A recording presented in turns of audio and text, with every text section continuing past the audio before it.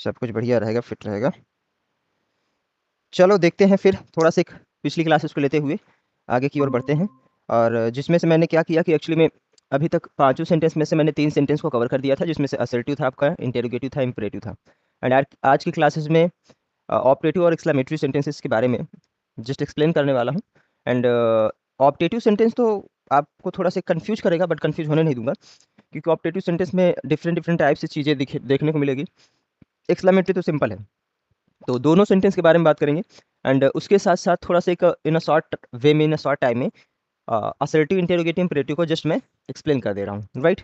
जैसे कि मान लो सत्यम आप एब्सेंट थे, तो थोड़ा ध्यान दीजिएगा। मोटी मोटी कुछ पॉइंट्स हैं जो दिमाग में रख लेना। पहली बात तो समझना, सेंटेंस जो होते हैं, मैंने कई दफ़ा आप लोगों को बताया कि सेंटेंस जो होता है वो ग्रुप ऑफ वर्ड्स होते हैं, यानी शब्दों का समूह होता है, वो अपने साथ एक मीनिंगफुल सेंस लेकर चलते हैं। तो दुनिया की कोई भी लाइन अगर आप देखो, कोई भी शब्दों का समूह देखो, और उससे कोई ना कोई सेंस मिल रहा है, कोई ना कोई अर्थ मिल रहा है, तो समझ लो वो सेंटेंस है। अब मैटर ये करता है कि उस लाइन के द्वारा, उस सेंटेंस के द्वारा या तो प्रश्न किया जा रहा होगा, या तो कुछ ना कुछ बताया जा रहा होगा, या तो किसी को कुछ सजेशन दिया जा रहा हो, मतलब सलाह वगैरह दिया जा रहा होगा, या तो आज्ञा किया जा रहा हो, या तो उससे जो है विनती की जा रही हो, आई मीन रिक्वेस्ट किया जा रहा हो, है ना। तो इस प्रकार से जब किसी भी सेंटेंस के द्वारा अगर आपका ये पता चले कि हाँ, उससे कुछ चीज़ें बताने की कोशिश की जा रही है, उस लाइन के माध्यम से, उस सेंटेंस के माध्यम से कुछ हमें बताने की कोशिश किया जा रहा है, तो वहाँ पे वो असर्टिव सेंटेंस होता है। क्योंकि असर्टिव सेंटेंस का तात्पर्य होता है कि वहाँ पर वो आपको जस्ट कुछ ना कुछ बताना चाह रहा है, कुछ ना कुछ कहना चाह रहा है। तो असर्टिव सेंटेंस के द्वारा ऐसा भाव मिलेगा, कुछ ना कुछ बताया जा रहा है। जैसे मैं तुम्हें पढ़ाता हूँ, वह आज नहीं आई, तुमने उसे देखा, इस तरीके के सेंटेंस मिलेंगे। तुमने मेरी बात नहीं सुनी, ठीक है, तो जस्ट मैं तुमसे बता रहा हूँ, ठीक है। आपने क्लास को अच्छे से नहीं देखा, नहीं समझा, तो ये सभी असर्टिव सेंटेंस में आते हैं। मैंने बताया कि असर्टिव सेंटेंस में दो प्रकार के सेंस मिलते हैं, एक पॉजिटिव और नेगेटिव। तो जब किसी सेंटेंस के द्वारा पॉजिटिव सेंस का भाव मिले, तो वो आपका अफर्मेटिव पॉजिटिव सेंटेंस हो जाता है, चाहे पॉजिटिव सेंटेंस बोलो चाहे अफर्मेटिव सेंटेंस बोलो। तो असर्टिव के टू टाइप्स होने वाले हैं, अफर्मेटिव और निगेटिव, यानी पॉजिटिव और निगेटिव। पॉजिटिव सेंस मिले तो पॉजिटिव सेंटेंस, नेगेटिव सेंस मिले तो नेगेटिव सेंटेंस। आगे देखना।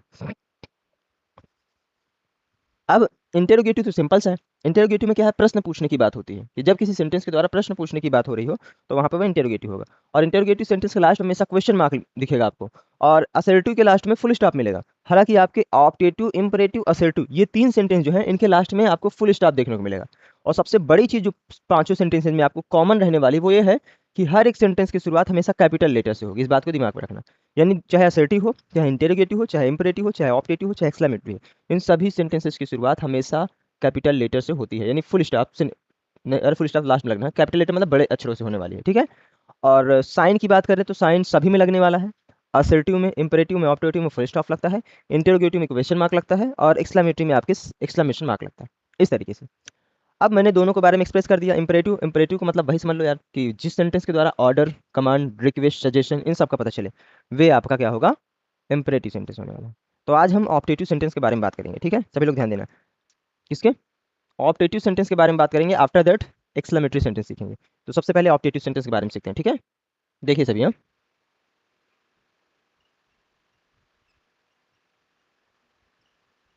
Optative sentence.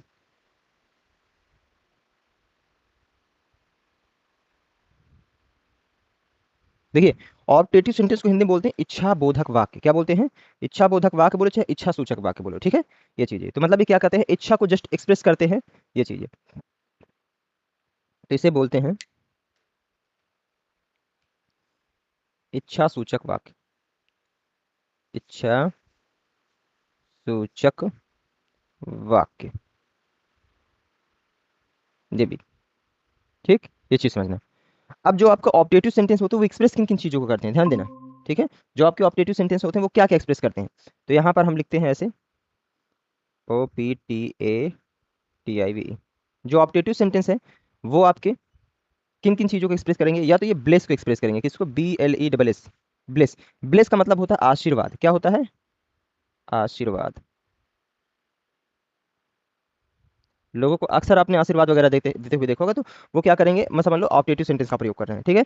तो ऑप्टेटिव सेंटेंस के द्वारा ब्लेस का पता चलेगा।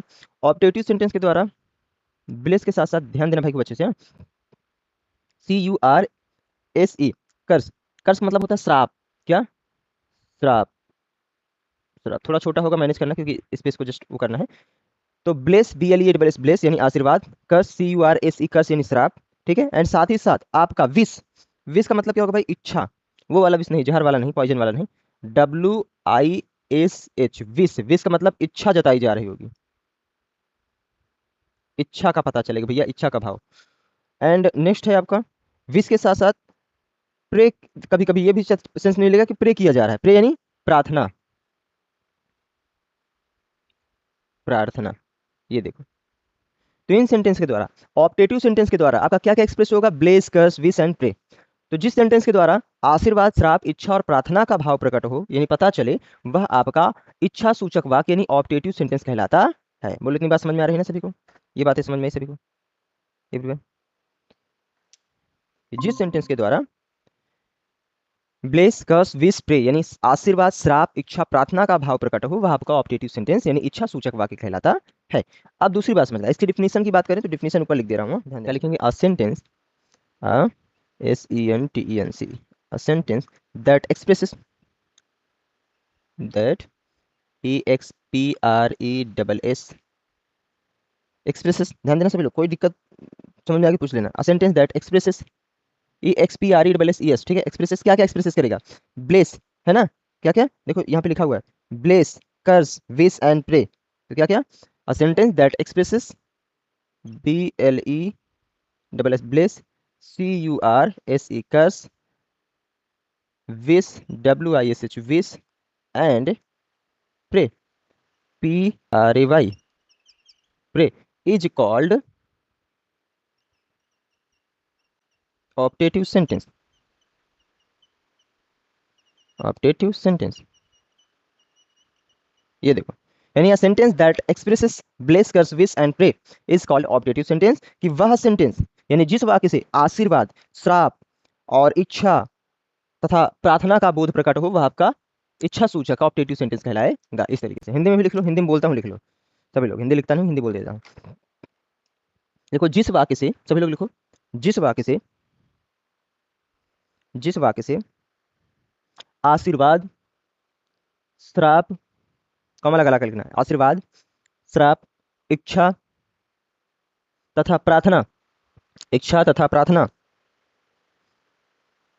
का बोध हो, इच्छा तथा प्रार्थना का बोध हो, उसे ऑप्टेटिव सेंटेंस कहते हैं। उसे क्या कहते हैं जी, ऑप्टेटिव सेंटेंस कहते हैं, या फिर वह ऑप्टेटिव सेंटेंस कहलाता है, कुछ भी डिफिनेशन है, परिभाषा है, ठीक है। एग्जाम्पल लिखो, जैसे एग्जाम्पल देखना सभी लोग, जैसे हम बोलते हैं God bless you, God bless you, God bless, God bless you ना, ये देखो, इसका मतलब क्या होगा, अक्सर आप लोगों ने लोगों को ये लाइन बोलते हुए सुना होगा, गॉड ब्लेस यू। तो इसका मतलब होता है भगवान आपका भला करे, क्या होगा, इसकी हिंदी क्या होगी, भगवान आपका भला करे, भला करे, ये चीज़ है। तो देखो, इस लाइन से क्या पता चला, इससे आपका आशीर्वाद का पता चला ना, कि ब्लेस दिया जा रहा है भैया, आशीर्वाद दिया जा रहा है ना। और भी देखो, may, MAY, may, you be an officer, OFFICER, officer.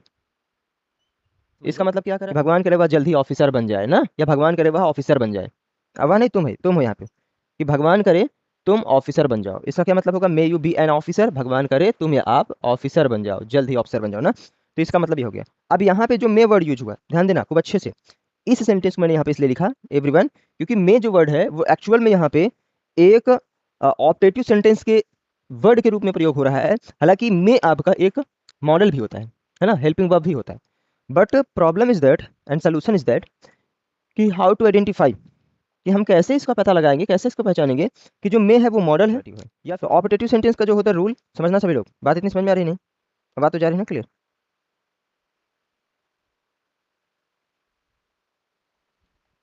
यहाँ पे इस चीज़ को समझना बहुत जरूरी है यार, थोड़ा आप लोग को एक्सप्लेन करता हूँ। देखो, कभी कभी ऑपरेटिव सेंटेंस में ना, इन भाव को निकालने के लिए, जैसे आशीर्वाद हो गया, श्राप हो गया, या इच्छा वगैरह, प्रार्थना और आराधना, इन सब को एक्सप्रेस करने के लिए मे का हेल्प लिया जाता है, MAY, मे। अब आपने पढ़ा होगा कि मे जो है वो एक मॉडल भी होता है, मॉडल मतलब मॉडल हेल्पिंग वर्ब, है ना। बट इसका यहाँ पर जो प्रयोग हो रहा है ऑप्टेटिव सेंटेंस के साथ, ये मॉडल का सेंस में प्रयोग नहीं हो रहा है, एज अ मॉडल यहाँ पर प्रयोग इसका नहीं हो रहा है। यहाँ पर इस में का मतलब, जो ये में है, इस में का मतलब होता है भगवान करे। इस बात को आपको दिमाग में रखना है। किसी भी जगह आप लिखना चाहो तो लिख लो, क्या लिखोगे बता दे रहा हूँ, MAY में। देखिए में एक मॉडल भी है, ये सभी को पता है कि नहीं? में एक मॉडल भी है। तो में आपका दो सेंस देगा। में आपका जो होगा उसके दो रूप होंगे, समझ लेना। एक आपका असर्टिव ले लो, ASSERTIV, असर्टिव। और दूसरा आपका इंटेरोगेटिव, INT, मान लो इंटेरोगेटिव है, ठीक है। दो सेंटेंसों में का जो मतलब होगा वो क्या होगा? देखो पहले सेंटेंस असर्टिव में जब भी आएगा तो में का मतलब आप समझोगे सकता सकती सकते, क्या? सकता सकती सकते, ठीक है। अब देखो जैसे जैसे मैं बोल दूं कि बारिश हो सकती है, बारिश, बारिश हो सकती है, हो सकती है। तो देखो शक्ति है, इस शक्ति है के लिए यहाँ पर क्या प्रयोग होगा? में का। तो क्या बोलेंगे? में इट में RAIN रैन टूडे। अच्छा आज है ही नहीं, बस इट में रैन मतलब बारिश हो सकती है। तुम अंग्रेजी बोल सकते हो, यू मे स्पीक इंग्लिश, ठीक है। तुम अंग्रेजी बोल सकते हो, यू मे स्पीक इंग्लिश।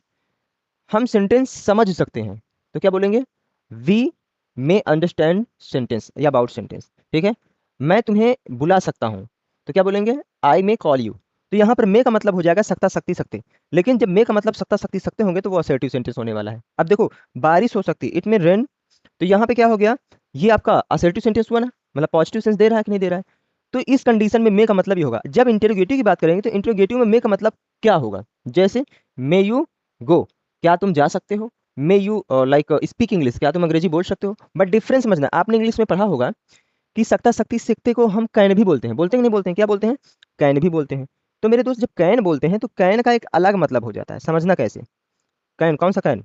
इसका मतलब भी सकता शक्ति होता है। तो जब मे वाला होता है इसमें एक अनुमान लगाने की बात हो रही होती है, तो मैं इसलिए मतलब इसमें जो भाव निकलेगा आपका वो तो सकता शक्ति निकलेगी, लेकिन 50% का जो श्योरिटी होगी वो कितने परसेंट होगी? 50-50 होगी। जैसे इसमें सेंटेंस में पढ़ो आप खुद ही समझ जाओगे। कह रहा बारिश हो सकती है, मतलब कंफर्म नहीं है, श्योर नहीं कि बारिश होगी। ये बोला जा रहा है कि बारिश हो सकती है, शायद, शायद वाला भाव निकलेगा। तो जब सकता शक्ति का सेंस मे के रूप में आप देखोगे तो वहां पे शायद वाला सेंस निकलेगा। अब इसको और अच्छे समझते थोड़ा सीखते हैं, हाँ? देखो तो हम सीखते हैं मे वर्सेस कैन। देखो ये है मे और ये है वर्सेस कैन, CAN कैन। मतलब मे और कैन में डिफरेंस आप समझ लो बस, कैन। देखो मे का मतलब भी होता है सकता शक्ति सकते, और कैन का मतलब भी होता है सकता शक्ति। मे का मतलब भी होता है सकता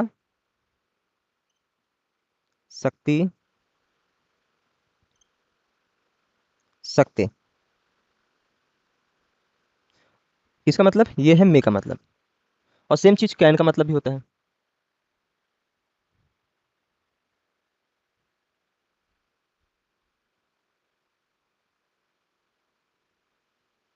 देखो तीनों का मतलब यानी दोनों का मतलब सेम है।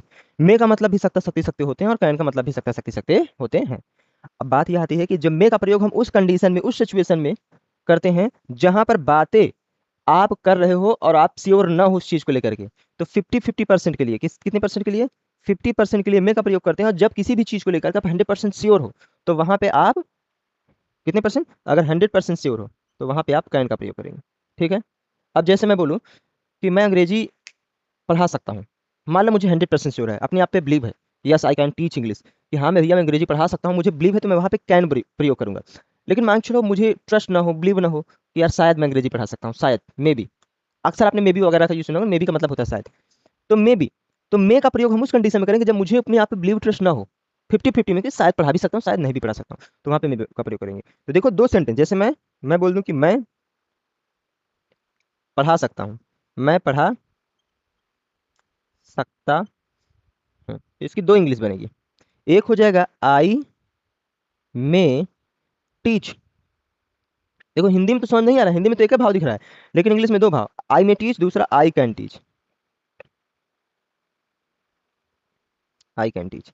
बट जब आप बोलोगे आई मे टीच तो इसका मतलब यह है कि भैया इसको खुद पर विश्वास नहीं है, ये कहता है हो सकता है मैं पढ़ा लूँ या मैं पढ़ा सकता हूँ। लेकिन जब आपने बोला आई कैन टीच तो 100% श्योर है कि मैं पढ़ा सकता हूँ, I can teach, yes I can't is मैं पढ़ा सकता हूँ, है ना, मुझे बिलीव है, मुझे ट्रस्ट है, राइट, दिस इज। तो मे और कैन में ये डिफरेंस हुआ। मे का मतलब कि आप जो कुछ भी है उस चीज़ को लेके 50% श्योर है, कितने परसेंट, लेकिन कैन का मतलब 100% श्योरिटी है आपको उस चीज़ को लेकर। ये बात है। बोलो मे और कैन में डिफरेंस समझ में आया? टेल मी, हम सब करके बता दिया करो। अब जैसे बोलूँ कि क्लास चल रही सपोज करके, हम बोलें कि सुधा आ सकती है, तो सुधा मतलब भैया क्या हो गया, अभी आई नहीं, कंफर्म नहीं है, देखो सुधा आ सकती है, तो क्या बोलेंगे, सुधा में कम, ठीक है। अब जैसे मान चलो मैं बोलूँ कि सत्यम आ सकता है, पक्का पक्का आ सकता है, तो यहाँ पे पक्का की कोई अलग से इंग्लिश नहीं लिखेंगे, है ना, तो क्या बोलेंगे, सत्यम कैन कम, डिफरेंस यही समझना है बस, ठीक है। तो मे का मतलब कच्चा कच्चा, कैन का मतलब पक्का पक्का, कि जब चीज़ किसी चीज़ को लेकर कच्चे हो, या भैया हो सकता है हो भी नहीं सकता, तो वहाँ पे मे का प्रयोग करेंगे। कैन का प्रयोग वहाँ पे करने वाले जहाँ पे चीज़ को लेकर के 100% श्योर हो, ठीक है दोस्त, ये चीज़ है। तो ये रह गई असर्टिव की बात, ठीक। अब बात करते हैं मे में आपके ऑप्टेटिव में किस तरीके से प्रयोग करते हैं, लेकिन उससे पहले थोड़ा सा और बातें समझ लें, थोड़ी सी, ज़्यादा नहीं, थोड़ी सी, हाँ। अब यहाँ तक हमने सीखा, जैसे मैंने लिखा आ सकता है, वह आ सकता है, इसकी इंग्लिश हम लिखेंगे ही मे कम, ही मे कम मतलब वह आ सकता है। अगर इसी सेंटेंस को हिंदी वाले को मैं इस तरीके से लिख दूं, क्या वह आ सकता है, आ सकता है, तो यहाँ पे क्वेश्चन मार्क लग जाके कोई प्रश्न कर रहा है।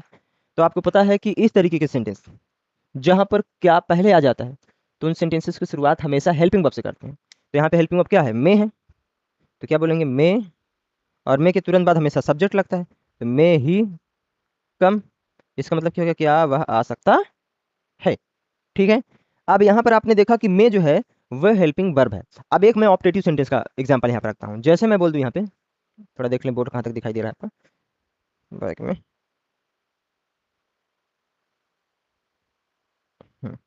देख लें,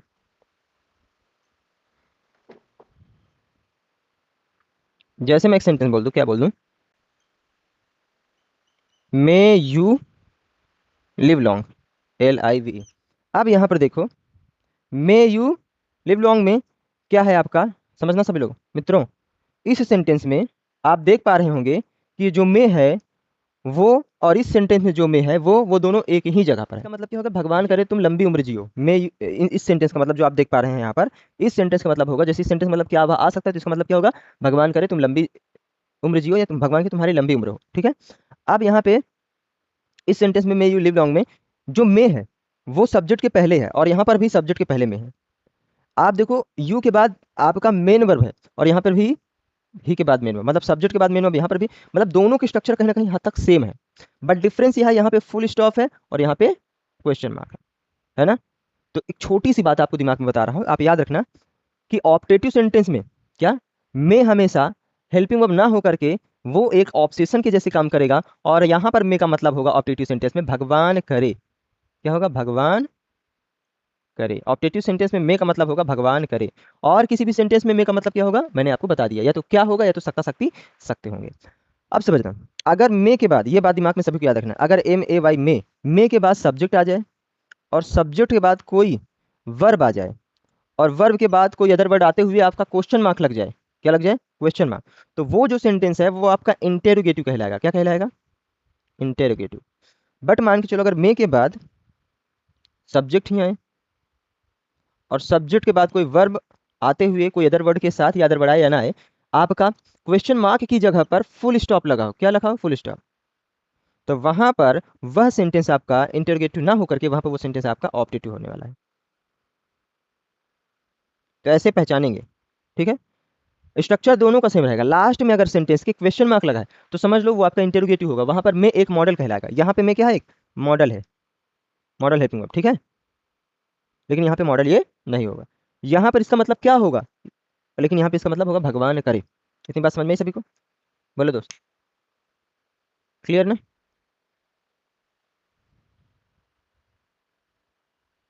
तो कुछ खास इसमें बातें हैं नहीं, तो हम ये समझे, क्या समझे, कि मे से स्टार्ट होने वाला हर एक सेंटेंस आपका इंटरोगेटिव नहीं हो सकता, वो आपका ऑप्टेटिव भी हो सकता है। कैसे, अगर मे से स्टार्ट होने वाले सेंटेंस के लास्ट में क्वेश्चन मार्क दिख जाए तो वो आपका इंटरोगेटिव होगा, लेकिन में से स्टार्ट होने वाले सेंटेंस के लास्ट में अगर फुल स्टॉप दिख जाए तो वो आपका ऑप्टेटिव होगा। इस लाइन को लिख लो। कैसे लिखोगे सभी लोग? लिख लो, देखो बोल दे रहा हूँ। अगर में से स्टार्ट होने वाले, लिखो सभी लोग, अगर में से स्टार्ट होने वाले सेंटेंस के लास्ट में, अगर में से स्टार्ट होने वाले सेंटेंस के लास्ट में क्वेश्चन मार्क लगा हो, क्या लगा हो? क्वेश्चन मार्क यानी प्रश्न वाचक चिन्ह, तो वह इंटरोगेटिव सेंटेंस होगा। कौन सा होगा मित्र? Interrogative sentence. ठीक है, ठीक है। आज ज़्यादा बच्चे नहीं हो, सभी लोग एब्सेंट। चलो, होली आज भी मना रहे हैं ना। हाँ आगे लिख लो। मैंने क्या बोला कि अगर में से स्टार्ट होने वाले सेंटेंस के लास्ट में क्वेश्चन मार्क लगा तो आपका इंटरोगेटिव सेंटेंस होगा। दूसरा पॉइंट लिख लो। अगर में से स्टार्ट होने वाले सेंटेंस, एम ए वाई में, अगर में से स्टार्ट होने वाले सेंटेंस के लास्ट में फुल स्टॉप लगा हो, फुल स्टॉप समझते हो ना, बिंदु। अगर में से स्टार्ट होने वाले सेंटेंस के लास्ट में फुल स्टॉप लगा हो तो वह ऑप्टेटिव सेंटेंस होगा, तो वह ऑप्टेटिव सेंटेंस होगा। ठीक, तो वह ऑप्टेटिव सेंटेंस होगा। ये चीज़ एग्जाम्पल के लिए दोनों आप देख सकते हो। यहाँ पर मे ही कम, क्या वह आ सकता है? यहाँ पर मे यू लिव लॉन्ग, तो यहाँ पर देखो दोनों में डिफरेंस ये हुआ, यहाँ पे फुल स्टॉप लगा इसलिए ऑप्टेटिव सेंटेंस हो गया, और यहाँ पे क्वेश्चन मार्क लगा इसलिए इंटरोगेटिव हो गया। बस इतनी सी बात याद रखना भाई, इतनी सी बात। बोलो याद रख पाओगे ना? बस यार, और कुछ करना नहीं भाई, बस इतना तुम लोग समझना। चलो, अब आगे हम आपका लास्ट जो सेंटेंस एक्सक्लेमेटरी है उसके बारे में कल बताऊंगा। आज इतनी बातें याद रखना बस तुम लोग। वैसे भी आज कम लोग हो तो ज़्यादा क्लास को नहीं खींचता हूँ। इतना याद रखना ऑप्टेटिव सेंटेंस के बारे में जितनी बातें बताया, फिर से एक बार पूरा रिवाइज करा देते हैं। देखिए, ऑप्टेटिव सेंटेंस का मतलब होता है कि वह सेंटेंस जिसके द्वारा इच्छा जताई जा रही हो, जिसके द्वारा आपके प्रार्थना का भाव निकल रहा हो, जिसके द्वारा आपके अ, आशीर्वाद या श्राप देने का भाव निकल रहा हो, तो आपका ऑप्टेटिव सेंटेंस होने वाला है। ऑप्टेटिव सेंटेंस के लास्ट में हमेशा फुल स्टॉप का साइन लगता है। एंड इसके साथ साथ ऑप्टेटिव सेंटेंस में बहुत सारे सेंटेंस आप देखोगे मे से भी स्टार्ट होते हैं। तो जब मे से स्टार्ट होगा तो वहाँ पे मे का मतलब भगवान करे होगा, ठीक है। बट ध्यान देना है कि मे आपका का एक हेल्पिंग वर्ब भी है, और हेल्पिंग वर्ब तब वो होगा जब किसी भी सेंटेंस के लास्ट में अगर आपके क्वेश्चन मार्क दिख जाए और शुरुआत में मे दिख जाए तो वहाँ पर मे जो होगा वो आपका हेल्पिंग वर्ब हो जाएगा। और अगर क्वेश्चन मार्क की जगह पे फुल स्टॉप दिखता है तो वहाँ पे हेल्पिंग वर्ब ना होकर के वहाँ पर वो आपका ऑप्टेटिव सेंटेंस का पार्ट हो जाएगा, जहाँ पर उसका मतलब होगा भगवान करे। अब मे एक हेल्पिंग वर्ब है तो उसका प्लेस भी चेंज हो सकता है, जगह भी चेंज हो सकती है। वो कभी सब्जेक्ट के पहले आएगा, उसका भी सब्जेक्ट के बाद आएगा। तो जब सब्जेक्ट के बाद में आता है तो वो कहलाता है असर्टिव सेंटेंस, और जब सब्जेक्ट के पहले आता है और लास्ट में क्वेश्चन मार्क के साथ आता है तो वो कहलाता है इंटरोगेटिव। और अगर इंटरोगेटिव का साइन ना लगा हो, क्वेश्चन मार्क ना लगा हो, तो वो कहलाएगा ऑप्टेटिव सेंटेंस। बस इतनी सी बात इसमें याद रखना है बस। तो मेन फंडा जो है इसमें आपको याद रखने वाली बात जो है वो ये है कि ऑप्टेटिव सेंटेंस का मतलब होता है इच्छा सूचक वाक्य। वहाँ पे इच्छा जताई जा रही होगी, वहाँ पे प्रार्थना का भाव निकल रहा होगा, वहाँ पे आशीर्वाद का भाव निकल रहा होगा, वहाँ पे श्राप का भाव निकल रहा होगा। बस इतनी सी बात है बस ऑप्टेटिव में, ठीक है। बस ये रही आपकी क्लास आज की फिनिश्ड। तो चलो मिलते हैं कल, हाँ? आज के लिए इतना ही, bye, take care to all of you.